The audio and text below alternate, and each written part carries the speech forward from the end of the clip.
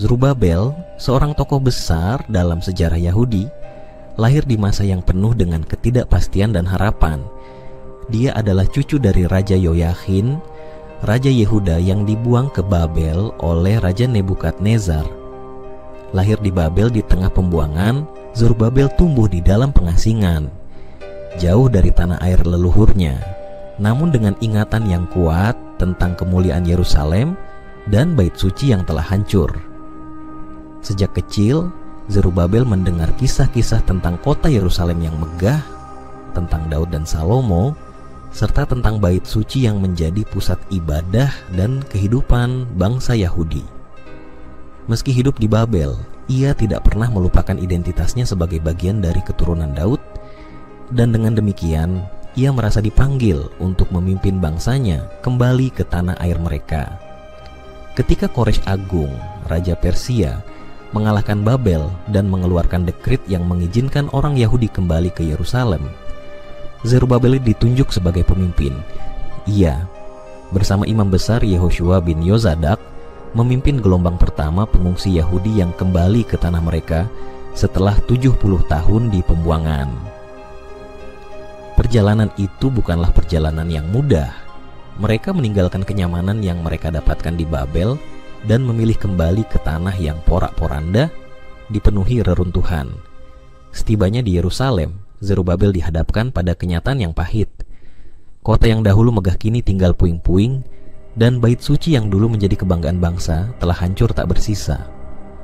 Namun ia tidak menyerah. Dengan dorongan dari nabi-nabi Hagai dan Zakharia, ia segera memulai tugas besar, membangun kembali bait suci. Pekerjaan ini penuh tantangan. Para tetangga bangsa lain yang melihat kebangkitan kembali Yerusalem merasa terancam dan mencoba menghalangi pembangunan. Para pengungsi yang kembali pun mengalami kesulitan ekonomi dan spiritual, membuat mereka ragu-ragu untuk melanjutkan proyek besar ini. Namun, Zerubabel dengan keteguhan dan kepemimpinannya terus memotivasi bangsanya. Nabi Hagai menyampaikan pesan Tuhan yang meneguhkan hati Zerubabel, menyatakan bahwa dia akan menjadi cincin meterai di tangan Tuhan, tanda bahwa dia dipilih dan diperkuat untuk menyelesaikan tugas ini. Akhirnya, setelah bertahun-tahun kerja keras, bait suci kedua berdiri megah di atas fondasi yang baru. Pada tahun 515 sebelum Masehi, bangunan ini selesai dan bangsa Yahudi kembali memiliki pusat ibadah yang sakral. Dedikasi bait suci ini menjadi momen yang sangat emosional bagi Zerubabel dan bangsanya. Simbol dari kebangkitan spiritual dan nasional mereka setelah masa pembuangan yang panjang. Zerubabel tidak hanya dikenang sebagai pemimpin yang membangun kembali bait suci, tetapi juga sebagai simbol harapan dan ketahanan. Ia membawa bangsa Yahudi dari keterpurukan menuju kebangkitan, memperkuat kembali identitas mereka sebagai umat Tuhan yang dipanggil untuk menjalani hidup dalam ibadah dan ketaatan. Dengan demikian, Zerubabel dari seorang anak pengasingan tumbuh menjadi pemimpin besar yang berhasil membangkitkan kembali roh dan semangat bangsanya. Kisah hidupnya menjadi inspirasi bagi generasi-generasi Yahudi yang mengikuti, mengingatkan mereka bahwa meskipun dalam kesulitan yang paling berat, harapan dan iman dapat membawa mereka kembali ke kejayaan. Zerubabel adalah tokoh penting dalam sejarah Yahudi, terutama terkait dengan periode pasca pembuangan di Babel. Berikut adalah beberapa peristiwa penting dan tokoh yang terkait dengan Zerubabel. Tokoh yang berkaitan dengan Zerubabel: Koresh Agung, Raja Persia yang mengeluarkan dekrit yang memungkinkan orang Yahudi kembali ke Yerusalem dan memulai pembangunan kembali bait suci. Dalam sejarah dunia yang dipenuhi oleh kekaisaran yang naik dan jatuh, ada sebuah kisah yang menghubungkan dua tokoh penting: Zerubabel, keturunan Raja Yahudi yang tersisa, dan Koresh Agung, Raja Persia yang bijaksana dan penuh belas kasih. Kisah mereka dimulai di tengah reruntuhan Babel, di mana harapan yang tampak hilang tiba-tiba muncul kembali, menandai kebangkitan sebuah bangsa yang telah lama terasing dari tanahnya. Koresh Agung yang dikenal dengan kemampuan militernya yang luar biasa menaklukkan Babel pada tahun 539 sebelum Masehi. Namun, lebih dari sekadar seorang penakluk, Koresh adalah pemimpin yang percaya pada kebebasan beragama dan hak setiap bangsa untuk beribadah sesuai dengan kepercayaannya. Ketika ia merebut Babel, ia menemukan orang Yahudi di antara para tawanan, bangsa yang telah ditawan dan diasingkan dari Yerusalem selama hampir 7 dekade. Mereka adalah orang-orang yang lelah dan penuh dengan kerinduan akan tanah air mereka yang jauh.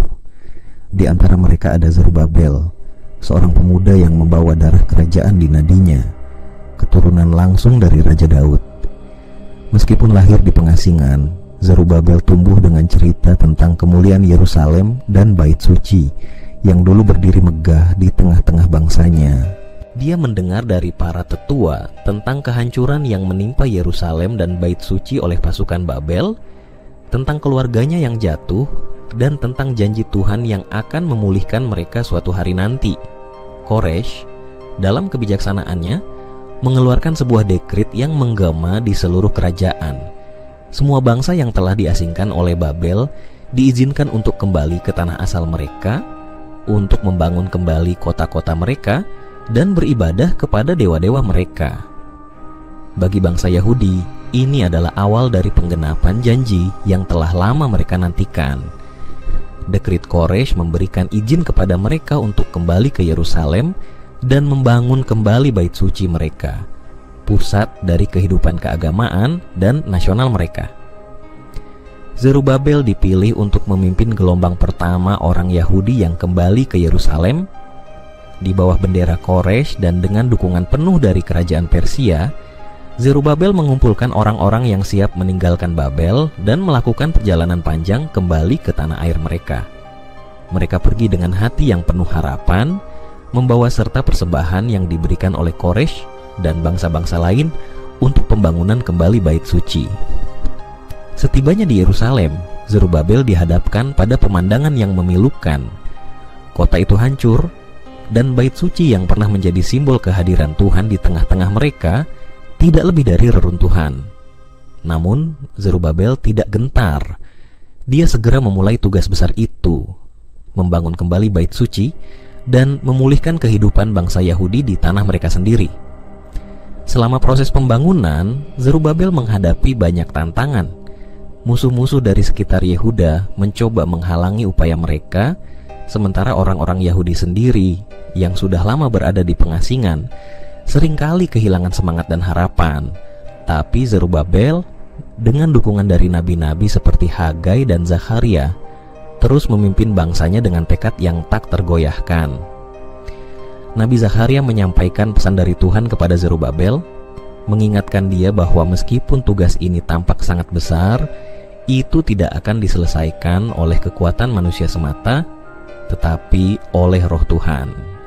Dengan dorongan ini, Zerubabel terus maju, dan akhirnya setelah bertahun-tahun kerja keras, Bait Suci kedua selesai dibangun pada tahun 515 sebelum Masehi. Koresh Agung mungkin tidak menyadari sepenuhnya dampak dari dekritnya ketika ia mengizinkan bangsa Yahudi untuk kembali ke tanah mereka. Namun, dengan tindakannya itu, ia telah memainkan peran penting dalam pemulihan Yerusalem dan pengembalian bangsa Yahudi ke jalur yang benar dalam sejarah mereka.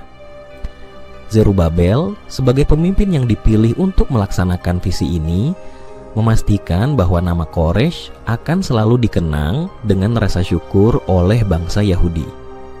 Kisah Zerubabel dan Koresh Agung adalah kisah tentang dua pemimpin dari latar belakang yang sangat berbeda, namun terikat oleh takdir untuk membawa perubahan besar dalam sejarah bangsa Yahudi. Bersama-sama, mereka menulis babak baru dalam sejarah yang penuh dengan kebangkitan, iman, dan janji yang digenapi. Yehoshua bin Yozadak, Yesua, imam besar yang bekerja bersama Zerubabel dalam memimpin kembalinya orang Yahudi dari pembuangan dan pembangunan Bait Suci kedua. Di tengah puing-puing Yerusalem yang porak-poranda, di antara sisa-sisa kemuliaan masa lalu, berdirilah dua tokoh yang dipilih untuk memimpin kebangkitan, Kembali bangsa mereka, Zerubabel, keturunan Raja Daud, dan Yehoshua bin Yozadak, imam besar yang ditahbiskan untuk mengembalikan kemurnian ibadah kepada Tuhan. Keduanya lahir di pengasingan Babel, jauh dari tanah leluhur mereka, namun hati mereka tetap terpaut pada Yerusalem dan bait suci yang dulu menjadi pusat kehidupan bangsa Yahudi. Kisah mereka dimulai setelah Raja Koresh Agung, penguasa Persia, menaklukkan Babel dan mengeluarkan dekrit yang mengizinkan orang Yahudi kembali ke tanah mereka. Koresh memberikan izin bagi pembangunan kembali bait suci di Yerusalem, dan di bawah pimpinan Zerubabel yang diangkat sebagai gubernur Yehuda dan Yehoshua yang ditahbiskan sebagai imam besar, bangsa Yahudi memulai perjalanan panjang dan penuh harapan untuk kembali ke tanah air mereka. Setibanya di Yerusalem, Zerubabel dan Yehoshua menemukan kota itu dalam keadaan hancur, reruntuhan bait suci berserakan, dan semangat bangsa mereka yang kembali pun tampak padam. Namun, keduanya memahami bahwa tugas mereka bukan hanya membangun kembali gedung-gedung yang runtuh, tetapi juga membangkitkan kembali iman dan semangat bangsanya. Langkah pertama mereka adalah membangun kembali mezbah di tempat yang dulunya menjadi pusat bait suci. Dengan mezbah itu, bangsa Yahudi dapat kembali mempersembahkan korban kepada Tuhan, meskipun bait suci belum dibangun. Ini adalah tindakan pertama yang simbolis, menandakan bahwa meskipun banyak yang hilang, hubungan mereka dengan Tuhan tetap utuh. Namun, tugas terbesar mereka adalah meletakkan fondasi bait suci yang baru. Di tengah sorak-sorai orang-orang yang tua mengenang kemuliaan bait suci pertama dan harapan generasi muda yang akan melihat bait suci kedua, Zerubabel dan Yehoshua meletakkan batu pertama. Pekerjaan ini bukan tanpa hambatan. Oposisi dari bangsa-bangsa tetangga yang tidak ingin melihat Yerusalem bangkit kembali membuat pembangunan tertunda selama bertahun-tahun. Pada saat ini, Nabi Hagai dan Zakharia muncul dengan pesan-pesan dari Tuhan, memberikan dorongan kepada Zerubabel dan Yehoshua untuk melanjutkan pembangunan. Nabi Hagai menegur bangsa itu karena membiarkan bait suci dalam keadaan terbengkalai, sementara mereka sibuk membangun rumah mereka sendiri. Dia menekankan bahwa tanpa pusat ibadah yang benar, berkat Tuhan tidak akan datang kepada mereka. Zakharia di sisi lain membawa pesan penghiburan dan harapan. Dalam salah satu visinya, ia melihat Yehoshua, sang imam besar, berdiri di hadapan Tuhan dengan pakaian kotor, melambangkan dosa-dosa bangsa. Namun, Tuhan memerintahkan agar pakaian Yehoshua diganti dengan pakaian yang bersih, menandakan pengampunan dan pemulihan. Visi ini tidak hanya memulihkan kepercayaan Yehoshua, tetapi juga mengingatkan seluruh bangsa bahwa meskipun mereka telah berbuat dosa, Tuhan masih memiliki rencana untuk memulihkan mereka. Bersama-sama, Zerubabel dan Yehoshua melanjutkan pembangunan dengan semangat baru. Mereka mengatasi rintangan demi rintangan, dari masalah internal bangsa hingga ancaman eksternal. Tahun demi tahun, batu demi batu, bait suci kedua mulai menjulang di tengah-tengah Yerusalem yang porak-poranda, sebuah simbol dari iman yang tidak pernah pudar. Pada akhirnya, setelah bertahun-tahun kerja keras, bait suci kedua selesai dibangun pada tahun 515 sebelum Masehi. Peristiwa ini disambut dengan sukacita dan air mata, bukan hanya karena bait suci telah berdiri kembali, tetapi juga karena bangsa Yahudi telah dipulihkan sebagai umat Tuhan dengan pusat ibadah mereka sekali lagi berdiri tegak. Zerubabel dan Yehoshua, dua pemimpin yang bekerja bahu-membahu, dikenang sebagai pembawa harapan dan kebangkitan. Di bawah kepemimpinan mereka, bangsa Yahudi tidak hanya membangun kembali kota mereka, tetapi juga memperkuat kembali iman mereka kepada Tuhan. Kisah mereka adalah kisah tentang kemitraan, iman, dan ketekunan yang menjadi inspirasi bagi generasi-generasi Yahudi yang akan datang.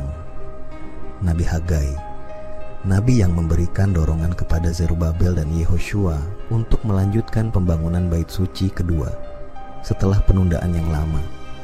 Di tengah padang gurun yang gersang dan reruntuhan Yerusalem yang sunyi, berdiri dua sosok yang dipanggil untuk memulihkan harapan bagi bangsa yang telah lama tercerai-berai. Zerubabel, keturunan Daud yang memimpin bangsa Yahudi kembali ke tanah air mereka, dan Hagai, Nabi Tuhan yang membawa pesan kebangkitan. Bersama-sama, mereka memainkan peran penting dalam sejarah bangsa Yahudi, di mana iman dan ketekunan diuji di tengah situasi yang penuh tantangan. Kisah ini dimulai ketika Raja Koresh Agung dari Persia mengeluarkan dekrit yang mengizinkan bangsa Yahudi yang berada di pengasingan Babel untuk kembali ke Yerusalem. Koresh memberikan izin kepada mereka untuk membangun kembali bait suci yang telah dihancurkan oleh pasukan Babel bertahun-tahun sebelumnya. Zerubabel yang ditunjuk sebagai gubernur Yehuda memimpin gelombang pertama orang Yahudi kembali ke Yerusalem. Di antara mereka juga ada Nabi Hagai yang membawa pesan ilahi yang akan mengubah arah sejarah. Setibanya di Yerusalem, Zerubabel dan bangsanya menghadapi kenyataan yang menyakitkan. Kota itu hancur dan bait suci yang dulu menjadi pusat kehidupan dan ibadah mereka tinggal puing-puing.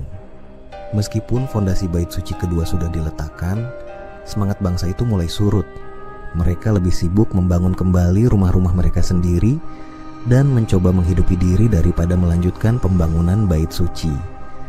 Dalam situasi inilah Tuhan mengutus Hagai untuk menyampaikan pesannya kepada Zerubabel dan bangsa Yahudi. Hagai muncul sebagai suara yang penuh kekuatan, seorang nabi yang tidak hanya membawa teguran, tetapi juga harapan. Dengan firman yang penuh wibawa, Hagai menegur bangsa itu karena membiarkan bait suci terbengkalai sementara mereka hidup nyaman di rumah-rumah mereka sendiri. Apakah sudah waktunya bagi kalian untuk tinggal di rumah-rumah yang mewah sementara bait suciku tetap menjadi reruntuhan? Kata Hagai dengan nada yang menggugah kesadaran mereka. Pesan ini menggema di hati Zerubabel. Dia menyadari bahwa tanpa pusat ibadah, bangsa Yahudi tidak akan pernah benar-benar pulih. Ia memahami bahwa pembangunan bait suci bukan hanya soal bangunan fisik, tetapi juga soal memulihkan hubungan mereka dengan Tuhan. Terinspirasi oleh pesan Hagai, Zerubabel mengumpulkan bangsanya dan memulai kembali pembangunan bait suci dengan semangat baru. Namun, pekerjaan ini tidaklah mudah.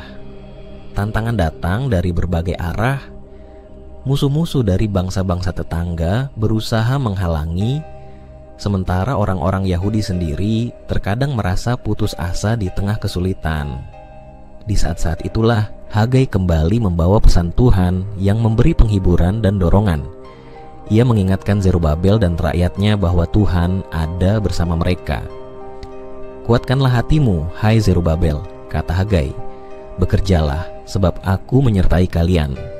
Pesan ini tidak hanya menguatkan tekad Zerubabel, tetapi juga memberi bangsa itu keyakinan bahwa usaha mereka akan diberkati oleh Tuhan.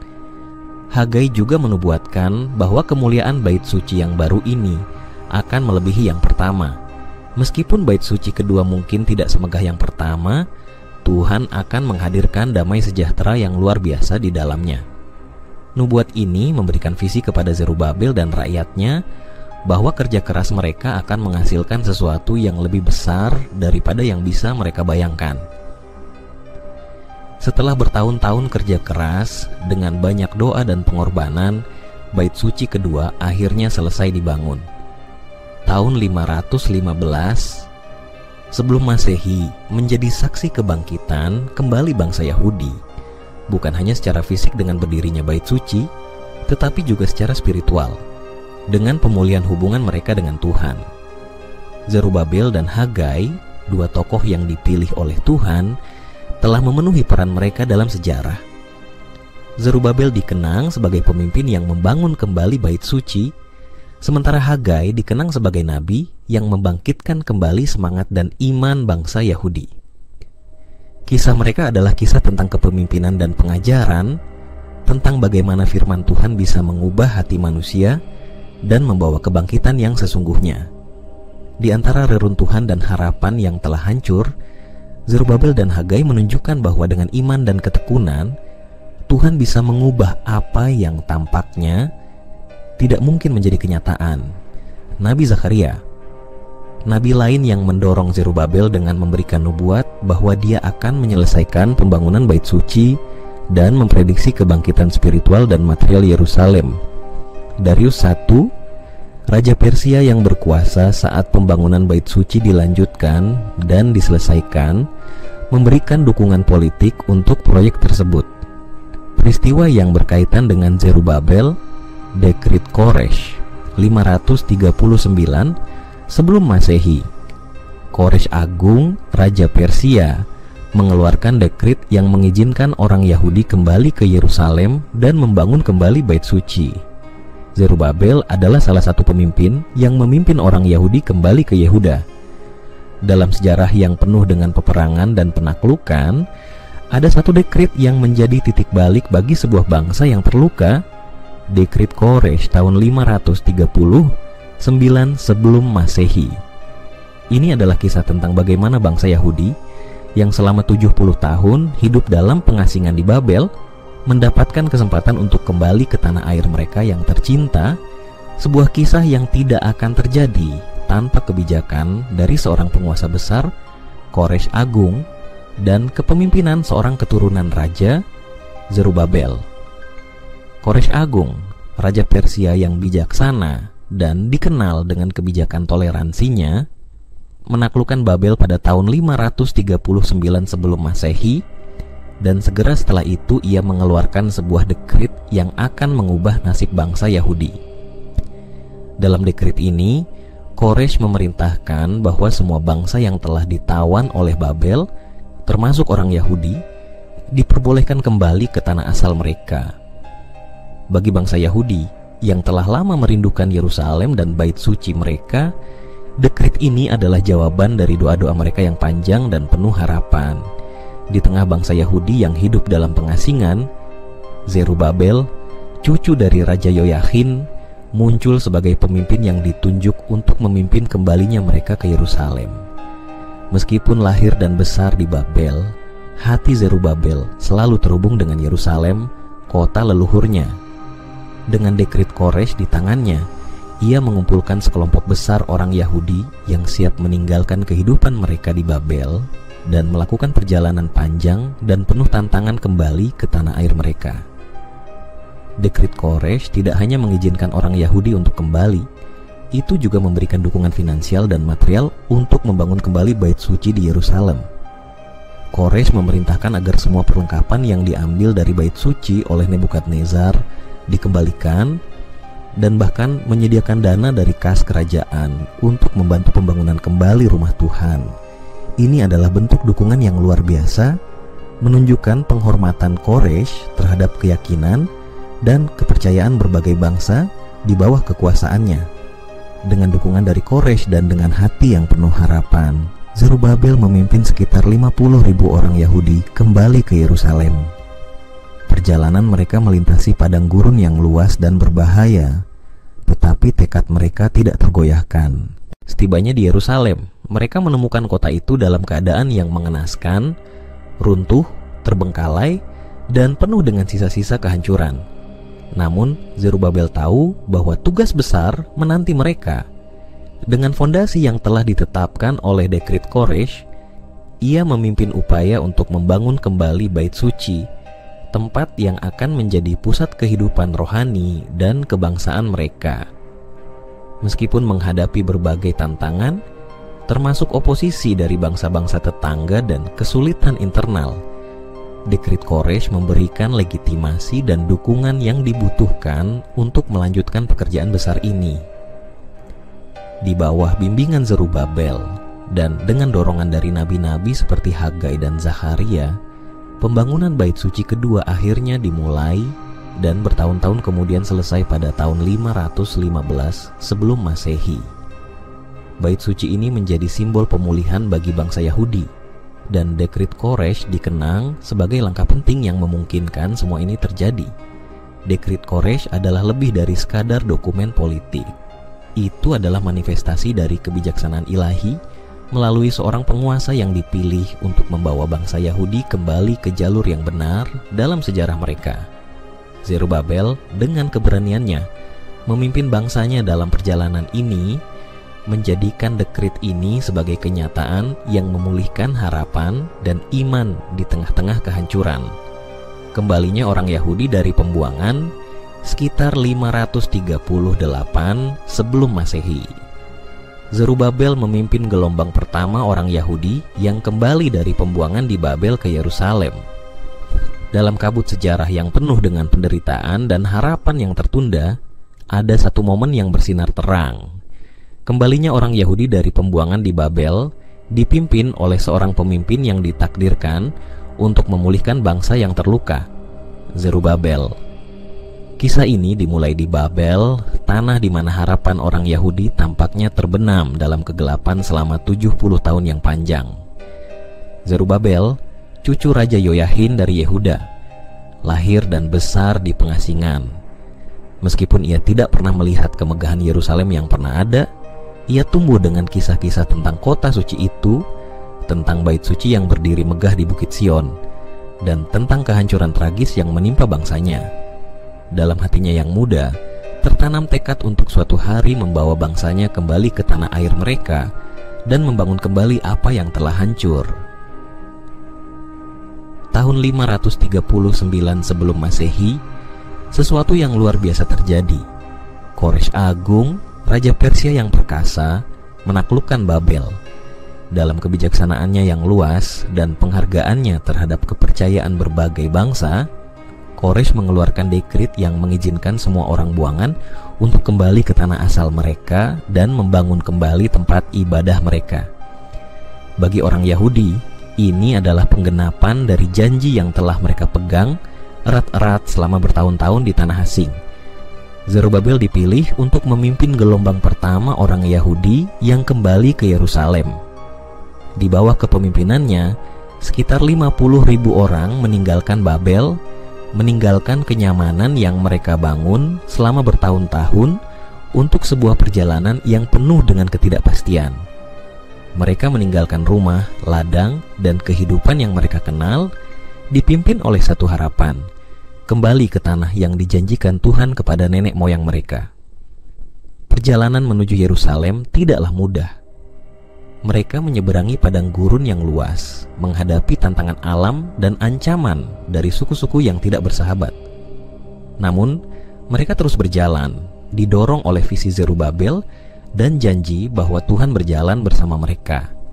Di setiap langkah, mereka merasakan beban sejarah di pundak mereka, mengetahui bahwa mereka adalah bagian dari sesuatu yang lebih besar dari diri mereka sendiri.